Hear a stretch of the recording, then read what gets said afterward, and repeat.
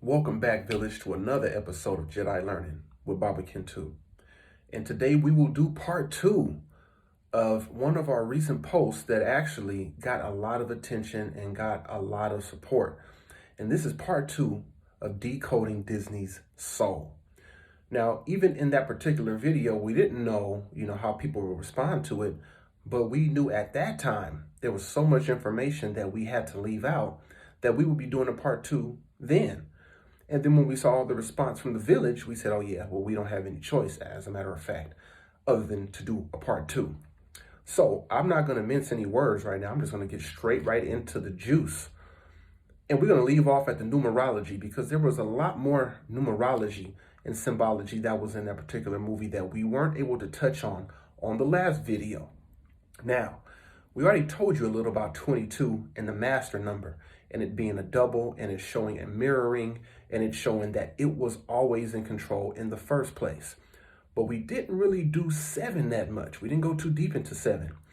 But if you look at 7 and how it's featured in that movie, it's never really explicitly stated.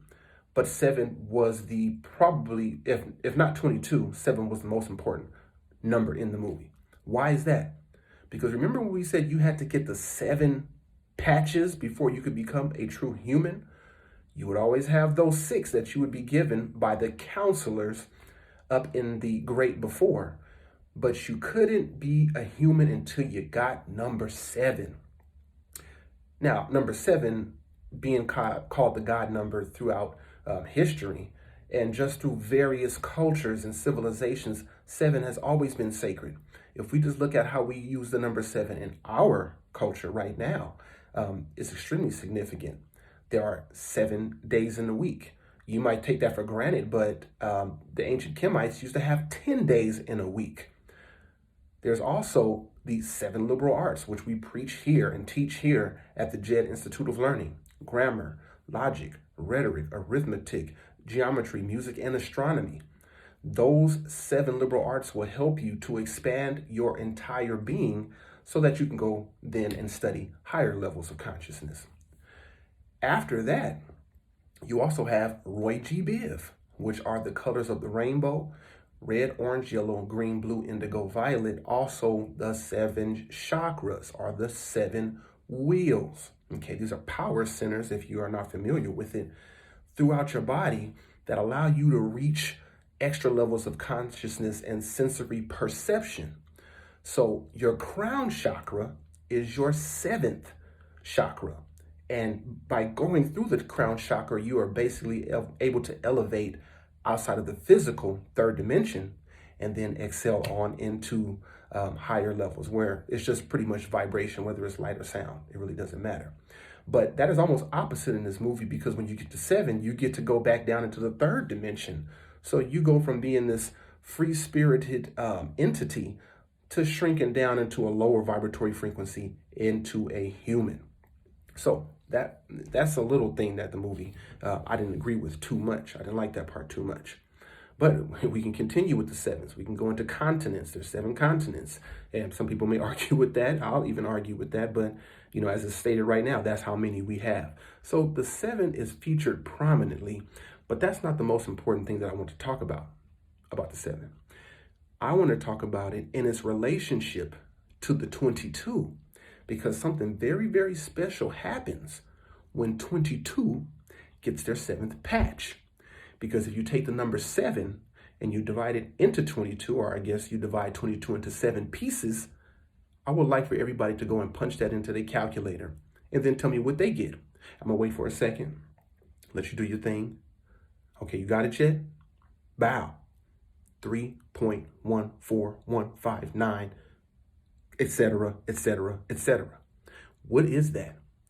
That is the number of pi, okay? Pi is 3.14. That's what I'm speaking of when I say pi. Is one of those numbers that allow you to do so many things on the physical earth when you're dealing with circles that is not even funny. Found out by our ancient African ancestors playing a game called Mancala. They were able to find out by placing these little circular seeds into a pod that was circular shaped, that 3.14 was a number that you could use to find out the area. of a circle, and other dimensions about the circle, the radius, the circumference, and all type of other things. But that number is significant. So what happens when 22 in this movie gets their seventh patch? They become complete. They become encircled. They have completed their circle. They have completed their journey. And if you know anything about a circle, it by itself is a magical symbol. Okay? The ring, that's a symbol of the circle. You wear rings, that's a symbol that eventually would allow you to elevate to higher realms of consciousness. So the circle and the ring itself is already magical. So what else? See, I told you it don't stop. Let's go back to the number 22 real quick. 22 is also another form of 1111. Now, this is when it really gets tricky. If you remember back to the movie Us, 1111 was featured very, very prominently in that movie, which means it showed up everywhere, okay? The whole movie was about people being attached to other people on the other side or in another dimension. So I myself would have a twin or a double or a doppelganger or an image or a ka in ancient Egypt that mirrored almost everything that I did. And that's exactly what you saw in Us.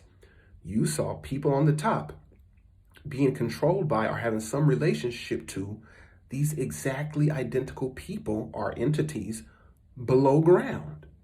So it showed you the mirroring. We talked about the same thing when we talked about Rod Serling and the short story 22. Everything was a mirroring in that particular story. So 1111 is the same thing as 22.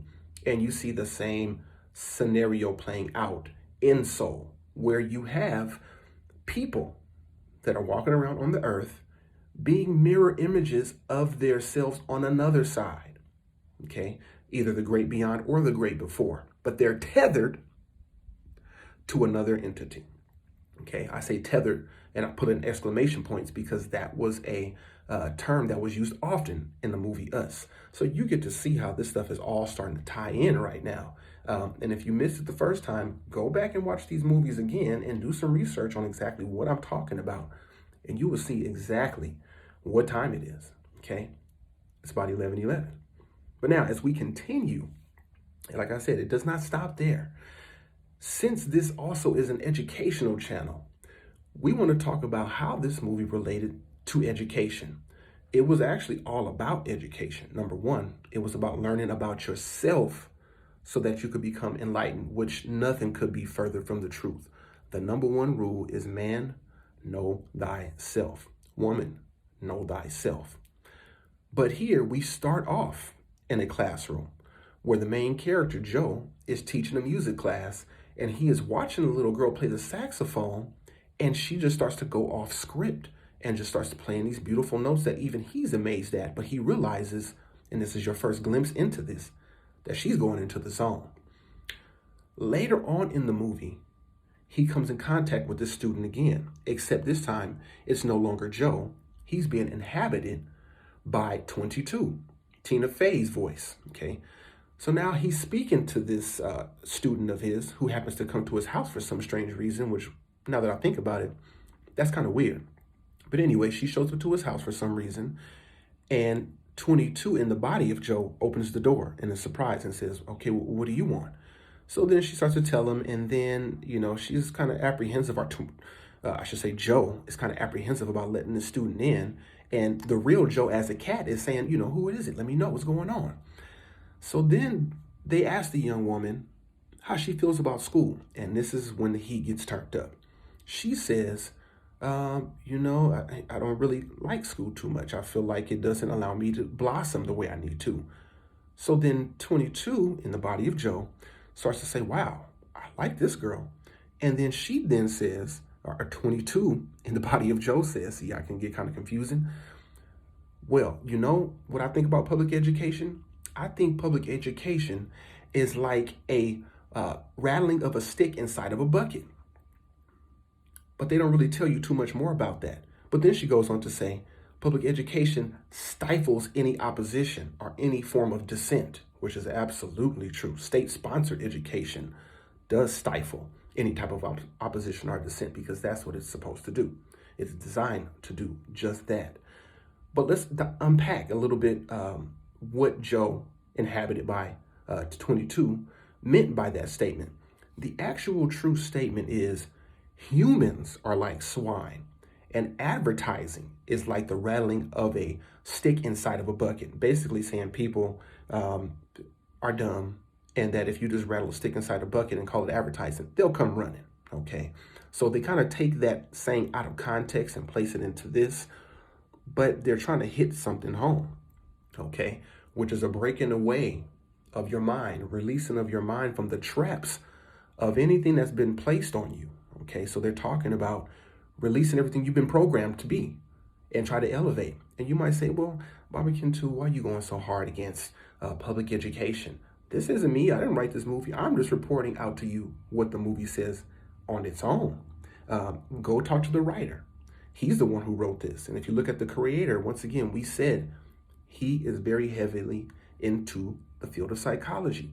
So he understands these concepts just as well as I do, and just as well as some of you guys out here watching this video right now do. But it does not stop there. Okay, that was just a little bit on education that I thought they hit on. Besides the fact that Joe does not want to be in the public education system as a teacher, because teachers are significantly disrespected in the United States and in most of the West. If you look at media specifically, you see teachers getting spitballs thrown at them, getting cussed out, walking out of their classroom, students just getting up, students hollering at each other. And I don't mean yelling loud, okay, just total disrespect. But if you look at East, you look at back East, China, India, Africa, those teachers are basically extensions of the parents. You can talk crazy to them if you want to, but be prepared to put some padding where your butt is going to be, because you're going to be feeling some heat by the time you get home. So it's a total different level of respect that you get in these other countries when you are a teacher. Joe is feeling the disrespect, so he wants to get up out of there. But his mama is constantly pushing him to stay in the public education system just because of the benefits that he gets. So the government freebies is more to her than trying to find your true abilities, which is more important to Joe.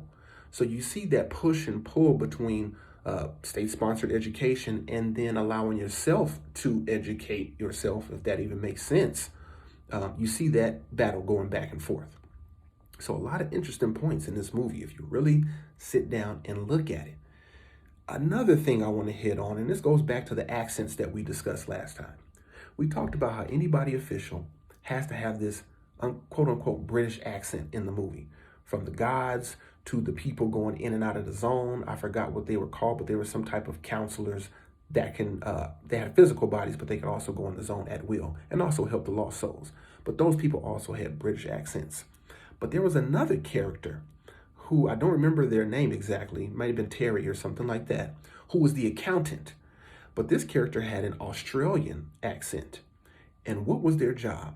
Their job not only was to be the accountant, but also to go hunt down 22 and Joe. Okay? Now, how does that relate historically? If we look at all of the people who populated Australia when Britain began to take it over, it was what they considered their lowlifes, people out of jail, killers, rapists, thieves, robbers, assassins. All of these people were let loose in Australia in order to basically depopulate the population, okay, take them out. And if we look at how this movie plays out, they're sending Crocodile Dundee with his accent down to earth to do some hunting of black people or some indigenous people.